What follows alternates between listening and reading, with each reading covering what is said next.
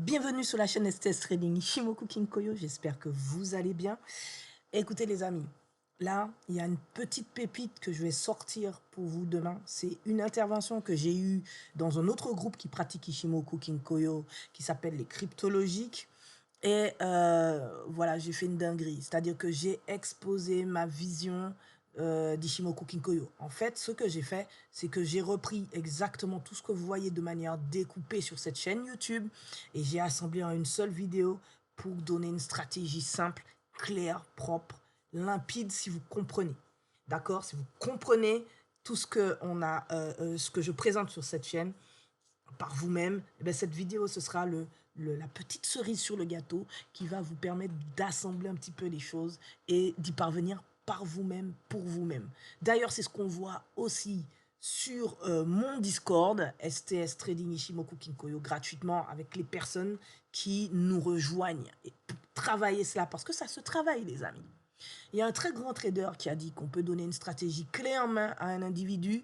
Malgré cela, malgré les indications, malgré tout, si sa psychologie ne tient pas, alors on aura fait cela pour rien. C'est comme donner des perles à des pourceaux. Et oui, totalement. Donc j'espère que cela va vous plaire. Petit clin d'œil aussi sur cette vidéo à ceux qui me suivent sur le Discord et qui travaillent avec moi cette stratégie. Voilà, vous-même, vous savez, tenez bon, vous allez devenir d'excellents traders rentables. Petit coucou aux cryptologiques, j'étais ravi d'avoir participé et d'avoir pu échanger lors de votre séance et cela m'a fait vraiment plaisir.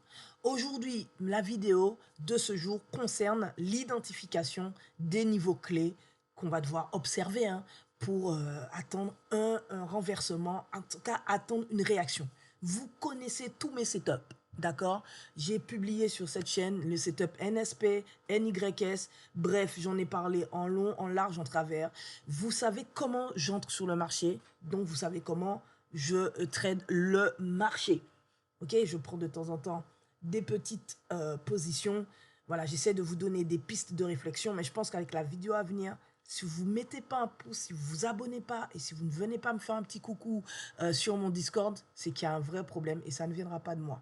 Je pense que vous ne trouverez pas autant de vidéos de qualité. Et je pense même que ce sera la dernière vidéo instructive liée à Ishimoku. Toutes les autres vidéos vont concerner du trading que je pourrais prendre en direct et que je vais poster parce que je pense que j'aurais fait le tour de mon interprétation Ishimoku Kinkoyo au sein de cette chaîne YouTube. Donc, on va démarrer sur des analyses pour pouvoir faire des prévisions, pour trader. Et aussi, on va passer en mode trading live où je vais poster parce qu'il faut que je sois disponible pour faire du trading live sur YouTube. Donc, je préfère m'enregistrer dès que j'ai un moment à moi pour pouvoir le faire, n'est-ce pas? Voilà, donc aujourd'hui, encore un gros bisou aux personnes des cryptologiques. Zach, je te remercie. Euh, euh, ZS aussi, petit clin d'œil. Et puis, moi, je continue. Aujourd'hui, on va parler des volumes. Comment j'utilise le volume profiles pour identifier des zones de support de résistance. Avant d'y aller, sachez que tout émane du prix. Tout vient du prix. Tout. D'accord? Tout. Tout vient des échanges. Donc, j'utilise le volume profile pour identifier ce que j'appelle les zones d'imbalance. C'est des zones de rejet du prix. Vous voyez ici, j'ai déjà fait une vidéo dans laquelle j'exprime comment identifier les zones d'imbalance. Mais là, je vous fais un petit rappel. J'ai 3 bougies. J'ai 1, 2 et 3 bougies. La mèche et le corps de la bougie 1 ne touchent pas la mèche et le corps de la bougie 3. C'est une zone où il y a eu le moins d'échanges possibles, voire très très peu, voire pas du tout. Parce que quand je regarde ici, j'en ai et ici, j'en ai. En fait, j'ai 3 imbalances quasiment alignées. Donc, autant dire qu'ici, il n'y a pas beaucoup d'échanges. Donc, c'est une zone qui peut provoquer beaucoup de rejets ou qui peut servir de passoire. Pour ici, j'ai une petite accumulation de prix. Ici, venir frapper ici une zone de revente. Donc, une zone de résistance. On continue. Donc, ici aussi, il y a un peu d'imbalance. Et quand on a une accumulation de prix comme ici, on a ce qu'on appelle des zones de support ou de résistance. D'accord? C'est-à-dire que le prix peut venir réagir comme un niveau de support ou de résistance. Donc ça, je vous montre comment on peut tracer ça à la main, c'est-à-dire sans utiliser d'outils. Donc l'accumulation de prix, c'est un range de prix. Donc, qui dit range de prix dit qu'il y a des bougies qui sont coincées dans le range d'une bougie ou il y a des bougies qui s'alignent et qui viennent frapper le même niveau, d'accord, de prix, réagir. Regardez cette bougie blanche, son corps, clôture, ouverture, fermeture, englobe la rouge ici qui est une zone d'accumulation de prix, d'accord. Donc, on pourrait prendre ça comme une zone de résistance si le prix devait chuter jusqu'ici. Idem, ici, on a une accumulation de prix. Regardez la bougie rouge ici. Elle englobe ce corps-là, elle englobe ce corps-là, celui-ci, celui-ci, celui-ci. C'est un range de prix. C'est comme ça qu'on détermine les supports et les résistances du marché et les zones de rejet. Donc, pour me simplifier la tâche, et je vous invite à le faire aussi si vous voulez, mais au cas où, si vous préférez, je vous conseillerais d'apprendre à les identifier par le prix d'abord et ensuite vous passez au volume profiles. Parce que si demain vous êtes sur une plateforme qui n'a pas le volume profiles, ça va être compliqué pour vous. D'accord? Ça va être un peu compliqué pour vous. D'accord? Sinon, le volume profiles, je vais prendre la dernière bougie de la hausse, la première de la baisse. Et même chose ici pour pouvoir poser mon volume profiles comme ceci. Donc le volume profiles, il est un peu particulier. On va cacher Shimoku pour que vous puissiez bien vous concentrer dessus. Il y a des niveaux, il y a des choses à connaître du volume profiles. Moi, ce qui m'intéresse du volume profiles, c'est ce que j'appelle les montagnes de volume, les vallées de volume, les montagnes de volume, les vallées de volume et les montagnes de volume. Chaque montagne de volume a un volume, un pic de volume le plus élevé. Ce qui vient, regardez ce que j'ai tracé à la main, je peux me réajuster, qui vient, hop, qui viendra, qui est le niveau où il y a eu le plus d'échanges entre ces deux bougies. D'accord? Pareil ici, tout en bas ici, j'ai une grosse montagne de volume, mais s'il fallait que je découpe, j'en ai une petite ici et une grosse là. Mais les deux ensemble donnent cette grosse montagne de volume. Et ici, j'ai le volume le plus élevé de tout, ce qu'on appelle le POC, qui est le prix le plus échangé dans la zone de valeur. Donc la zone de valeur du volume profiles, c'est l'échange de liquidité entre cette ligne rouge et celle-ci. Donc cet espace ici s'appelle une zone de valeur, là où le prix a été le plus échangé et a généré le plus de liquidité. Regardez, j'avais tracé ce petit trait ici par rapport à cette accumulation de prix. Regardez, à peu de choses près. Hein. Donc, vous voyez, je peux venir m'ajuster sur le bon volume. Voilà, hop, et ça y est, j'ai le niveau. J'ai encore un autre petit niveau juste ici qui dépasse, que je pourrais noter, hein, par rapport à cette bougie-là, qui englobe le corps de celle-ci, qui vient provoquer ici un petit niveau de résistance juste là. Donc, vous voyez que le prix réagit bien à ce niveau-là. Donc, la zone de valeur, elle est encadrée par des niveaux qu'on va appeler VA low, VA low ici en bas, c'est-à-dire le bas de la zone de valeur, VA high, le haut de la zone de valeur. Au-dessus du VA low, c'est pour provoquer, on va dire, de l'achat. On va plutôt retrouver des zones où le prix va faire de l'achat, va provoquer de la vente, voilà, pardon, et en bas, ici, va provoquer de l'achat, d'accord? Excusez-moi. Donc, voilà comment je les utilise, et les trous qu'il y a, les espaces qu'il y a entre ces accumulations de prix, ok, entre les montagnes, ce sont des zones de rejet, des zones de rejet. Donc, vous voyez ici, on a vraiment un vrai trou. Ici, il n'y a vraiment pas de liquidité parce que j'ai 3 imbalances qui s'alignent. J'ai 1, j'ai 2, j'ai 3. Donc, il n'y a pas beaucoup de liquidité ici. C'est même vide. C'est vide ici de volume d'échange. OK? Mais on peut prendre, hop, regardez la bougie, la mèche de la bougie. On peut prendre ce niveau-là et je peux prendre jusqu'à ce niveau de prix ici, là où il y avait mes mèches. Donc, à cause de la nature baissière du mouvement, ici, c'est une zone de vente. Donc, je me suis trompé en vous disant d'achat. C'est une zone ici de vente.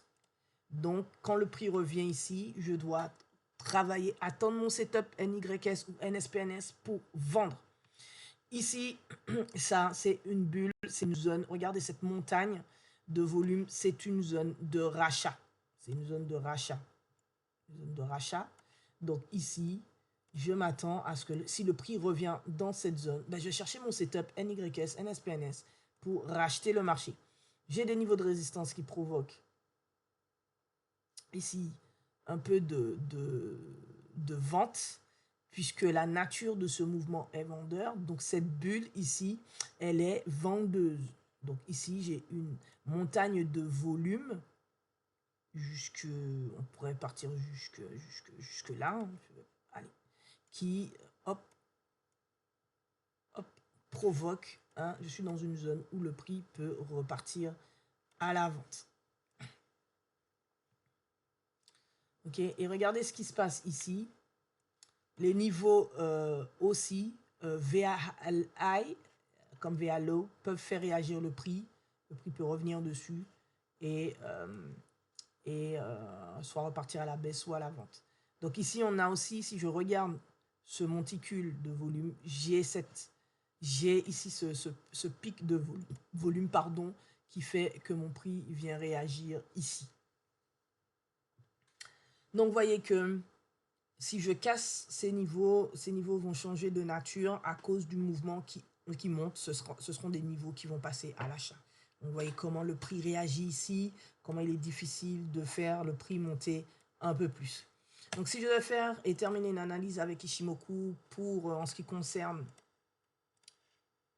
la semaine prochaine, j'ai un croisement du Kinkoyo, donc le momentum est à l'achat, Shiku, donc j'ai un momentum qui est à l'achat au moment présent, bien qu'on soit toujours vendeur sur l'unité de temps supérieure, que ce n'est donc juste qu'un retracement de cette impulsion de 4 heures que je viens de travailler. Donc ça veut dire que ici, Ishimoku me propose un scénario de retracement et de vente. Donc si mon prix ne part pas à la vente, ne retrace pas cette petite impulsion haussière. Donc, c'est-à-dire qu'on peut zoomer et refaire le même travail avec le volume profiles sous la sous-structure, au sein de la sous-structure pour capter où est-ce que le prix peut réellement réagir pour me donner un petit trade vite fait d'opportunité. Donc, ici, en 4 heures, j'ai donc Ishimoku Kinkoyo qui me propose un scénario dit de retracement, puisque passivement, hein, je suis fortement éloigné de Tenken. Voilà, donc le premier scénario que me propose Ishimoku, c'est de retracer, à moins que la bougie en cours vienne casser ce niveau de prix. C'est quelque chose qui peut se réaliser. Mais vous voyez bien que au lieu de retracer, qu'est-ce qu'on fait? On latéralise à ce niveau de prix. Vous voyez que Ishimoku est totalement à plat. Kijun est à plat ici, aligné avec SSB. Shiku traverse les prix. Bref, on est dans un temps où le marché latéralise et donc peut totalement partir à l'achat ou à la vente. Il n'y a que des niveaux de prix clés qui pourront nous donner une information à peu près directionnelle. Donc, en termes d'enchaînement de fluctuations, si je dois lire le mouvement du prix au moyen des enchaînements de fluctuations, et si je fais un mouvement haussier, une S, une P, une N, une Y. Donc, on a pris une sorte de volatilité à la hausse en faveur de la Y. Ici, ça devait être une S pour repartir à l'achat. Or, on sent bien qu'on n'a pas mis le même temps que la poussée ici pour réaliser ce mouvement. Donc, on peut totalement partir soit à l'achat ou à la vente. Et c'est ce qu'il faudra déterminer le moment venu. En tout cas, maintenant, si je regarde les volumes ici en bas, les volumes classiques tout en bas que je suis en train de gonfler, pour essayer de voir dans ce mini range qui s'essouffle, je prends cet achat, je vois bien que les volumes sont baissiers sur le mouvement acheteur et sur le mouvement de vente, on sent bien aussi que jusqu'à ce niveau de prix, ok, les vendeurs étaient quand même présents sur le marché, moins essoufflés que les acheteurs qui ont pris une rafale ici. Donc, on ne sait pas trop qui va prendre la main à l'issue de ce range. Donc, il faudra être prudent, laisser le marché respirer, bref, le laisser faire et ensuite commencer à travailler. En tout cas, j'espère que cette vidéo vous a plu. Cette vidéo sur l'étude et l'identification des zones de support de résistance grâce au volume profiles, mais aussi, vous avez vu, grâce au prix, avant tout, hein, puisque c'est le prix qui porte ces informations, hein, ce n'est pas le volume profiles. Donc, apprenez peut-être à le faire manuellement. Vous avez vu, je vous ai montré très rapidement comment je le fais manuellement et à très peu de choses près, j'ai dû recadrer les choses. C'était plutôt sympathique. Prenez soin de vous et attendez la vidéo qui sort demain. Elle va être extraordinaire pour tous ceux qui souhaitent avoir une interprétation d'Ishimoku. Je vous offre la mienne. Rejoignez-moi sur mon Discord. Laissez un maximum de pouces, de j'aime, de partage, d'abonnement. Allez, je pense qu'on a fait le tour maintenant. Je pense que je suis satisfaite et qu'on a fait le tour de cette chaîne YouTube. On pourra commencer à faire des analyses et poursuivre du trading direct. Tchuss.